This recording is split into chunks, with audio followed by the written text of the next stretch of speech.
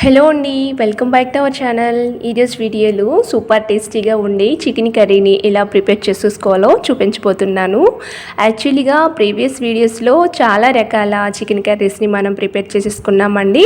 కావాలంటే డిస్క్రిప్షన్లో వాటి లింక్ని కూడా పెడతాను.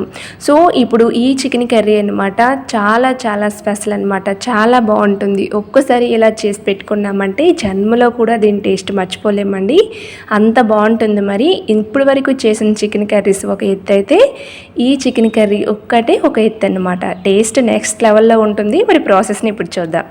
దీనికోసం నేను 1/2 కిలో చికెన్ని తీసుకొని నీట్గా వాష్ చేసేసుకున్నానండి. కొంచెం సాల్ట్ నిమ్మరసం వేసి వాష్ చేసుకున్నామంటే దీని నీచు వాసన పోతుందన్నమాట. సో ఇప్పుడు మీ టేస్ట్కి సరిపడా సాల్టు, 1/2 టేబుల్ స్పూన్ పసుపు, 1 టేబుల్ స్పూన్ కారంని యాడ్ చేసేసుకోండి. అలాగే ఒక నిమ్మకాయలో ఒక చెక్క నిమ్మరసాన్ని తీసి నిమ్మరసాన్ని వేసేసుకోండి. ఇలా అన్నీ వేసుకున్న ఈ ఉప్పు కారాలన్నీ బాగా పట్టేలా అంతా ఒకసారి బాగా మిక్స్ చేసేసుకోవాలి. ఈ చికెన్ పీసెస్ అన్నింటికి కూడా ఈక్వల్గా బాగా పట్టేటట్టు ఈ విధంగా మిక్స్ చేసుకొని దీన్ని పైన మూతను పెట్టుకొని ఒక 1/2 అవర్ పాటు పక్కన పెట్టుకోండి. ఇప్పుడు ఒక మిక్సీ జార్ తీసుకొని ఒక కొబ్బరికాయలో హాఫ్ని తీసుకోండి. అందులో 1/2 ముక్కల్ని కట్ చేసేసుకోండి. ఈ విధంగా కట్ చేసి మిక్సీ జార్లో వేసి కొంచెం వాటర్ని వేసి గ్రైండ్ చేసేసుకోండి. ఇలా మెత్తని పేస్ట్లా గ్రైండ్ చేసుకున్నాక ఒక బౌల్ని తీసుకొని ఇందులోకి ఒక క్లాత్ని తీసుకోండి. లేదంటే ఒక స్ట్రైనర్నైనా తీసేసుకోవచ్చు. నేను ఒక క్లాత్ని తీసుకున్నానండి. ఈ క్లాత్లోకి నేను ఇలా గ్రైండ్ చేసిన ఈ కొబ్బరిని వేసేసుకుంటున్నాను అనమాట. ఇలా పేస్ట్లా గ్రైండ్ చేసుకున్న కొబ్బరిని వేసుకుని ఈ కొబ్బరి నుంచి పాలని మనం తీసేసుకోవాలి. ఈ విధంగా పాలని తీసుకోవాలి. చూసారు కదా, పాలు అనేవి చాలా చిక్కగా వచ్చాయన్నమాట. ఎందుకంటే మనం వాటర్ తక్కువ వేసాము. ఫస్ట్ తీసుకున్న పాలు కాబట్టి ఈ పాలు అనేవి చాలా చిక్కగా వస్తాయన్నమాట. చాలా టేస్టీగా కూడా ఉంటాయి ఇవి. ఈ పాలన్నింటినీ కూడా ఈ విధంగా పిండుకొని ఒక బౌల్లోకి తీసుకోవాలి. ఈ పిప్పు ఉంటుంది కదా, ఇది పడేయవలసిన అవసరం లేదు. మనం కర్రీస్లో యూజ్ చేసేసుకోవచ్చు. ఈ చిక్కటి కొబ్బరి పాలని కూడా పక్కన పెట్టేసుకోండి. ఇప్పుడు స్టవ్ పైన ఒక కడాయిని పెట్టుకోండి. కడాయిని పెట్టుకున్నాక 2 టేబుల్ స్పూన్ వరకు ధనియాలు,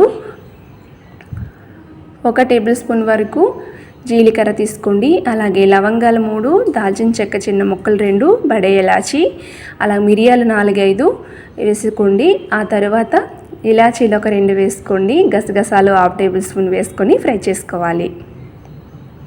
ఇలా ఫ్రై చేసుకున్నాక 2 ఎండుమిర్చిని తీసుకొని కూడా ఫ్రై చేసుకోండి. మరీ ఓవర్గా ఫ్రై చేసుకోవాల్సిన అవసరం లేదు.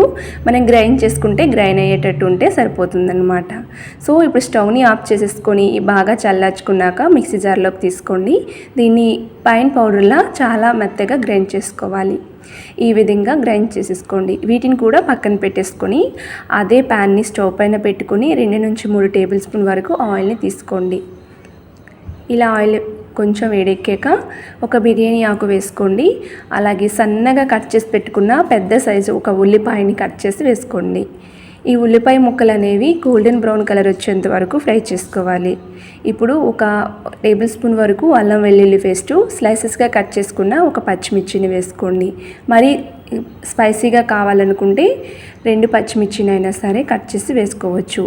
ఇలా లైట్ గోల్డెన్ బ్రౌన్ కలర్ వచ్చేంత వరకు ఫ్రై చేసుకొని 2 టమోటాలని తీసుకోండి. పెద్దవైతే 1, చిన్నదైతే 2 టమోటాని తీసుకొని వేసుకొని ఫ్రై చేసుకొని దీన్ని బాగా మగ్గించుకోవాలన్నమాట. సో టమాటాలు మగ్గేంత వరకు మూతను పెట్టుకొని మగ్గించుకొని మగ్గాయ లేదో ఒకసారి చూసి చెక్ చేసుకొని ఒకసారి గరిటెతో మ్యాష్ చేసుకొని మనం ముందుగా మ్యారినేట్ చేసి పెట్టుకున్న చికెన్ని కూడా వేసేయండి. చికెన్ని వేసి జస్ట్ ఇలా ప్యాన్ అంతా స్ప్రెడ్ చేసేయాలి. ఇలా స్ప్రెడ్ చేసుకున్నాక ఇప్పుడు దీనిపైన మూతను పెట్టుకొని స్టవ్ని లో ఫ్లేమ్లో పెట్టుకొని ఒక 5 మినిట్స్ పాటు మనం కుక్ చేసుకోవాలి. 5 మినిట్స్ అయ్యాక మూత తీసి చూసుకుంటే ఇక్కడ చికెన్లో వాటర్ అంతా ఇలా ఊరి ఈ వాటర్తోనే చికెన్ అనేది మనం బాయిల్ చేసుకోవాలన్నమాట.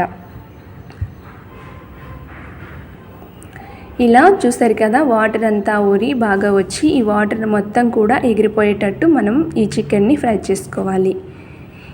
ఇలా ఫ్రై చేసుకున్న తర్వాత ఇప్పుడు మనం ముందుగా తీసుకున్న ఈ కొబ్బరి పాలని కూడా ఈ చికెన్లోకి వేసేయండి. మనం తీసుకున్న ఒక 1/2 లీటర్ వరకు ఉంటాయండి ఈ కొబ్బరి పాలు. ఈ కొబ్బరి పాలు మొత్తాన్ని కూడా వేసేసుకోవడమే.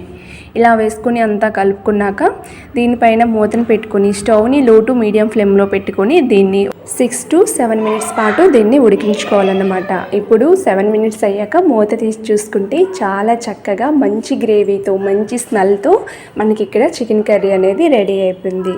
ఇప్పుడు ఇందులోకి మనం ముందుగా గ్రైండ్ చేసి పెట్టుకున్న మసాలా పౌడర్ని 2 టేబుల్ స్పూన్ వరకు వేసుకోండి.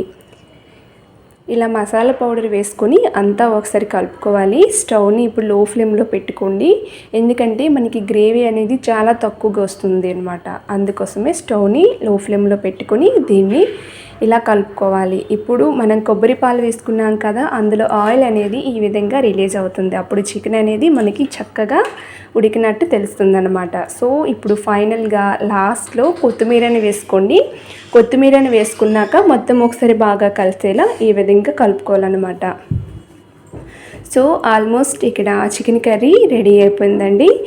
చాలా టేస్టీగా తిన్న కొద్ది తినాలనిపించే ఈ చికెన్ కర్రీ మీకు కనుక నచ్చినట్లయితే ఒక లైక్ చేయండి, మీ ఫ్రెండ్స్ అండ్ ఫ్యామిలీస్కి ఫార్వర్డ్ చేయండి. అలాగే మరెన్నో టేస్టీ వెరైటీ రెసిపీస్ కోసం ఛానల్కి సబ్స్క్రైబ్ చేసుకోండి. Thanks for watching.